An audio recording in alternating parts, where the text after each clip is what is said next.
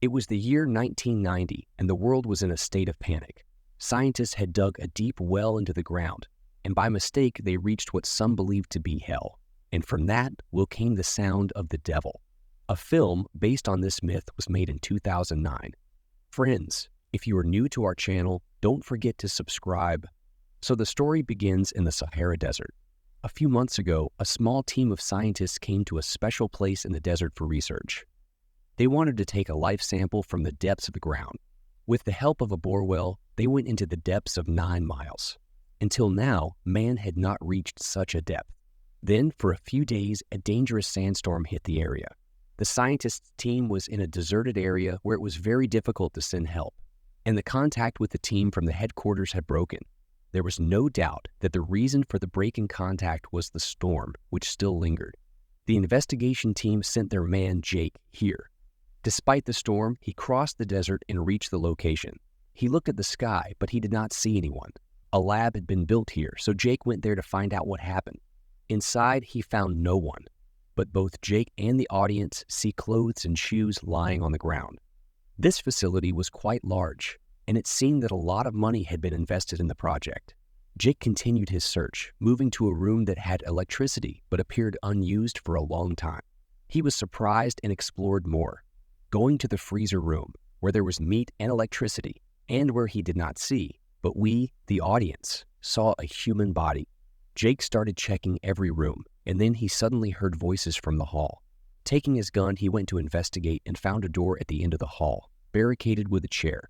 Suspicious, he removed it, only to face a strong storm. The chair had been blocking it, so he quickly closed the door again. Jake was deeply troubled because 25 people had come here to work, and now not one remained. He found another suspicious door and opened it, discovering very strange things, including Arabic words on the walls, a dead animal, and symbols he quickly realized were demonic. Returning to his car, Jake relayed all this information to the station and mentioned that there were more buildings to check, possibly housing the missing team. He spent the evening reading to learn more about the place, but suddenly the electricity went out. In the generator room, he found a camera and discovered the full story. A team of scientists had come to dig a deep hole for special research and had succeeded in their mission. But what happened after that? Jake doesn't get this information. Whatever it is, there was something wrong here. Jake felt it on the way here. Jake goes to sleep in his car at night.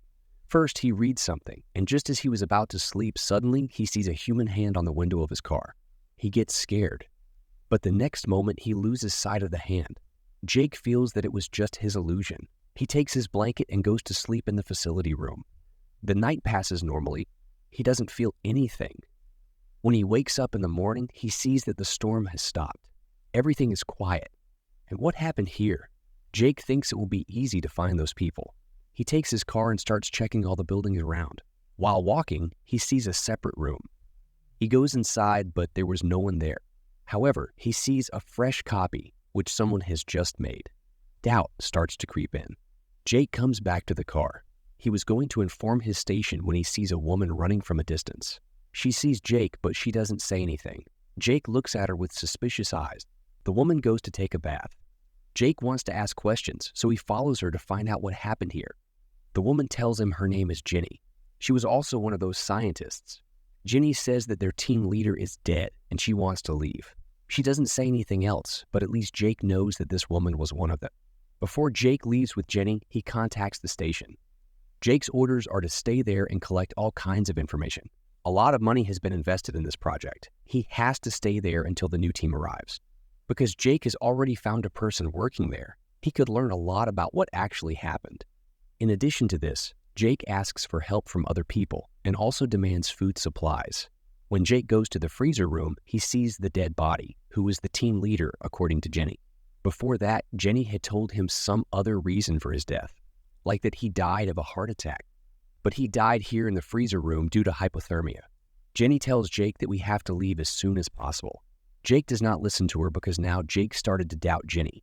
He comes out for lunch. In the meantime, the two have a fight. They get to know each other better. Jake reveals that his wife is dead. How she died will be found out later, but now she's alone. Jake asks Jenny out this drilling project. Jenny takes him there and tells him that their team did drilling for 9 miles, but then everything started to get weird. Sometimes you hear very strange and scary voices from this well, like the door of hell, and there is a devil down there. After hearing all this, Jake is also surprised. He throws a paper down, but Jenny tells him that it will take 5 minutes to get down. While looking down, the torch falls from Jake's hand, and as the torch was falling, blood was seen on the walls below. After this, Jake does not feel good. He was feeling weak and suddenly falls, injuring his head. At the same time, Jake realizes that he has seen all the photos in the lab, or the footage in which all the scientists were present. Jenny was not there, but after this, Jake starts to feel bad, so he doesn't say much. Jenny brings him to the lab and treats him. Jenny locks him in a room and tries to escape from here. When she reaches Jake's car, she cannot find the keys. There, Jake sees blood dripping from the roof in a room of the lab. As soon as he sees it, the blood starts to flow. Jake gets scared. He tries to get out of the room, but the door is locked. Jenny did not find the car keys there, so she comes back and opens the door for Jake. But the blood that Jake saw was not there. It was all in his mind. He tries to explain to Jenny, but Jenny also says that this is all his illusion, nothing else. After this, Jenny advises Jake to rest, and Jake rests for a few hours. When he wakes up, he contacts his station. The station tells Jake that they did not find any records of Jenny in the stop list, meaning that she is not part of the team. Jake already had suspicions about her. Not only Jenny, but no female was sent on this search. Jake comes to the lab and starts looking for her, but she is not found anywhere. Then he sees a tractor far away outside the lab. And since Jake has come here, a flock of birds just keeps flying around. When Jake goes near the tractor, Jenny also comes from behind. Jake tells her, "I asked the station staff about you, but they do not have any records of you. Why don't you tell me who you are? How did you come here? And what are you doing now?" Jenny replies, "It is true that no woman was brought on this search, nor was it allowed to anyone. But I knew the leader here. He allowed me to come so that I could help him. And I did not give him the liberation footage because I recorded it." As proof, Jenny shows him footage in which she came. Anyway, Jake still does not believe her because Jenny has not yet told everything openly. What happened to the rest of the people? Where did they go? Jenny tells Jake a recorded sound. It was static before, but as Jenny was changing a frequency, it was sounding like screams, like humans. It was all coming from the same well. Jenny tells Jake more strange things are going to happen. So we have to get out of here. This happened to those scientists too. First, they heard these strange voices. Then they started seeing things. Some even claimed that they see those who are dead, like their own. Jake was listening to all this, but it was difficult to believe. Anyway, the scene shifts from here to Jake's companions. Jake sent them those pictures.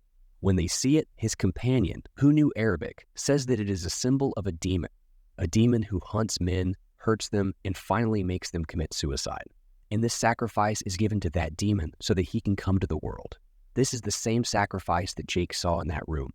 There, Jenny and Jake were waiting for help in the desert. In the evening, there was a lot of talk between them. In a way, they became friends, although it is still not clear whether Jenny is a friend or an enemy. While having dinner, Jenny tells Jake about a hidden wine bottle. She found the wine bottle, but there was a key in the book. At that time, Jake does not pay much attention to her, but later he will remember this key. Then he sits in front of the computer and listens to the same recorded voice that Jenny had heard. Jenny thought, "I think these are the voices of the demons because we have opened the door of hell." But this time, Jake listens to her carefully. So actually, it was the painful screams of humans who were screaming for help. At the same time, Jake hears some voices from the hall. When he comes to see outside, he sees a woman. Jake is looking at her in amazement. Who is this woman? We will soon find out. As soon as he looks, the woman turns into Jenny, who is wearing a blue dress. Jake does not talk about it. Actually, he saw someone else. They have dinner together, and Jenny even made a cake. Actually, today was Jake's birthday.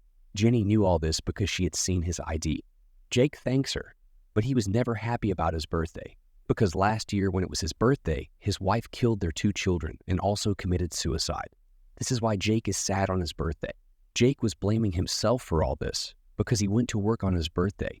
His wife suspected that he had an affair with someone else. Anyway, Jake's mental state was not good. So he killed his children and himself to punish himself, living with guilt thereafter. After hearing all this, Jenny feels sympathy for Jake, and they both become emotionally close. However, Jake sees his dead wife's ghost outside the room, so he stops Jenny and goes to sleep in another room. He was trying to sleep, but then he sees his wife, who suddenly takes the form of Jenny, and they become intimate. Now, Jake hears the name Tom because his real name was Tom, but after that incident, he kept the nickname Jake. Jenny and Jake spend the night together, but Jake dreams of his wife. She takes a gun, shoots her children, and then sees Jake. Crying, she points the gun at her head, blaming Jake for her actions, and shoots herself. As soon as Jake awakens from this nightmare, he finds himself lying in the lab hall without clothes, unable to remember how he got there. He dresses and starts looking for Jenny. In the bathroom, he encounters a horrible, rotten person who tries to attack him. Jake becomes frightened, but is saved by Jenny, who calms him down. Now, Jake is lost in the truth, haunted by recurring visions of the night his wife killed his children and herself. He also sees Jenny in these visions, as if she were omnipresent, even on the incident night. The next morning, while Jenny is out for a walk, Jake discovers evidence that confirms his suspicions about her, leading him to contact his station for backup. Armed, he goes into the facility, feeling increasingly nervous as he realizes that a demonic presence may have been unleashed. After a series of terrifying encounters, including falling into a pit filled with insects that transform into birds, he returns to the facility to clean up. While taking a bath, he's startled by Jenny and accidentally hurts her. He apologizes and goes to get medicine, but when he returns, she's gone. Jenny eventually attacks Jake, appearing as a devil with red eyes. Jake locks himself in a room where he finds a key and uncovers a hidden camera with footage recorded by the scientists. The footage reveals that Jenny is not human, but a devil who appears in the form of a beautiful girl. She lures men and ultimately causes their death. The leader of the scientists also explains that this devil can take many forms, use humans, and create hallucination. Meanwhile, the station staff are trying to contact Jake. When Jenny comes out, she goes near the car. Although at that time Jake was shooting, Jenny tells the station staff that Jake is going crazy. Jake waits in the same room, and later when he goes to the washroom, he sees his own terrible face in the mirror, that of a devil. His different forms taunt Jake, and one by one, the terrible Jake in the mirror starts shooting himself. Now Jake was going crazy. He was in the room. Then he hears the voices of his family. Following the voice, he reaches the kitchen, where he sees that Jenny's behavior has changed. She was making up stories. Jenny says, "I am really a devil, and I was judging you because of your past. I was watching how long you could tolerate all this, and you spent the most time. You haven't killed yourself yet." Jake was very nervous. He tries to make a cross with a stick, but Jenny laughs. It doesn't affect her. Jake takes the gun, but as soon as he shoots, the gun turns into a lighter. Jenny comes near him and whispers, "If you give me your soul, I will introduce you to your family." She wanted to make a deal, but in fact, it was a drama because Jenny wanted to take the car keys from Jake's pocket, in which she succeeded. While talking, Jake gets lost in his thoughts. He remembers the day when it was his birthday and his family was together. Jenny leaves the place, but after coming a little far from the facility, she realizes that she can't go alone, so she decides to come back. There, Jake got lost in his thoughts to the extent that he started believing everything. But when he removes the veil of lies from his eyes, there was no one there. Meanwhile, Jenny had also come. He comes out, and instead of Jenny, he sees his wife, who has come to save him. Jake sits in the car with her, but he injures Jenny with a screwdriver and sets the whole place on fire. Meanwhile, help arrives and both are rescued. Later, after understanding the whole story, it is said that Jenny is actually telling the truth. She was part of that research, but her name was not on the list.